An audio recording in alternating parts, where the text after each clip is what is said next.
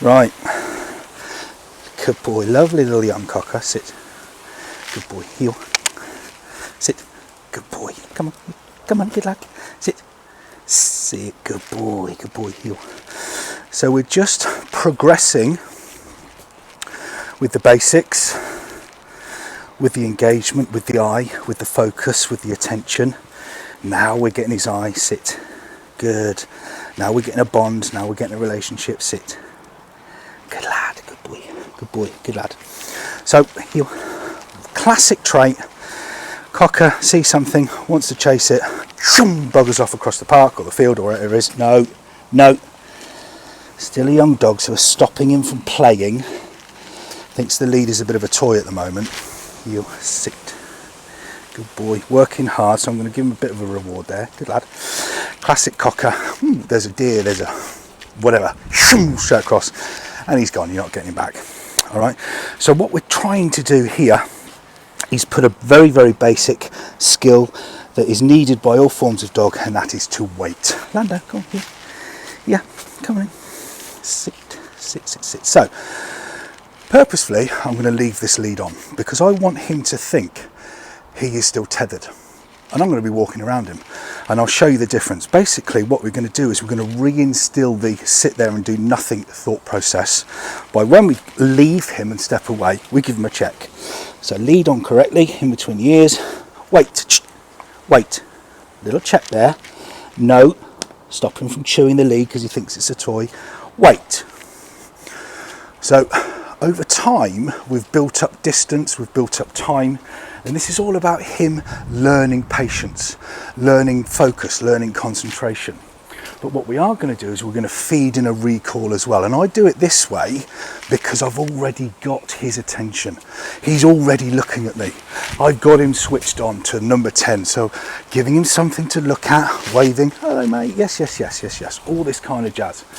Increasing the distance, increasing the period of time that he's actually sat there doing nothing.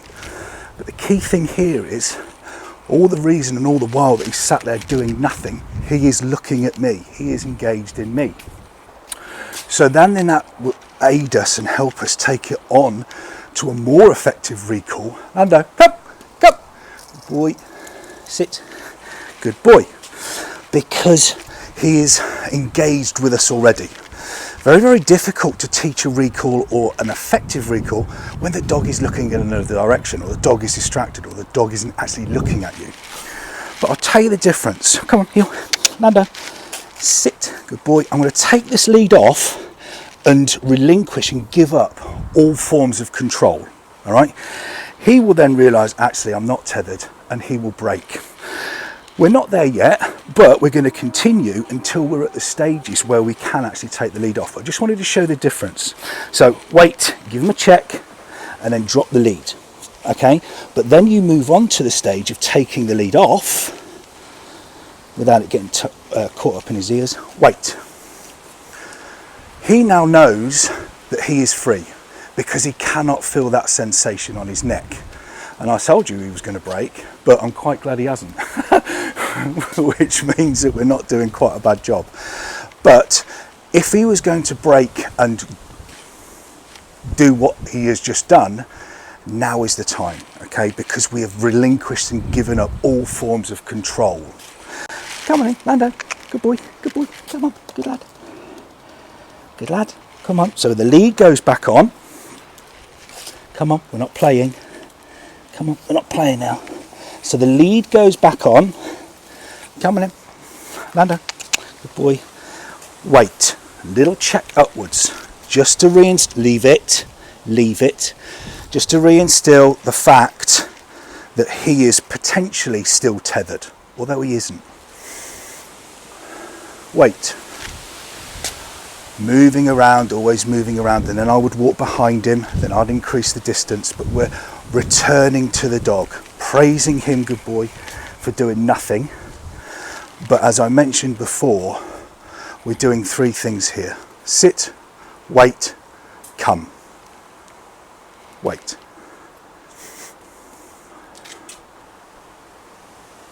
Come. Good lad. Yeah, good boy. So, just a little trick there. using the lead to help you still have a mental element of control over the dog when you don't actually have a physical element of control over the dog. The lead on a check as you walk away, he thinks that he's still tethered to something, but he actually isn't. And the difference between him knowing and feeling a sensation of the lead around his neck and not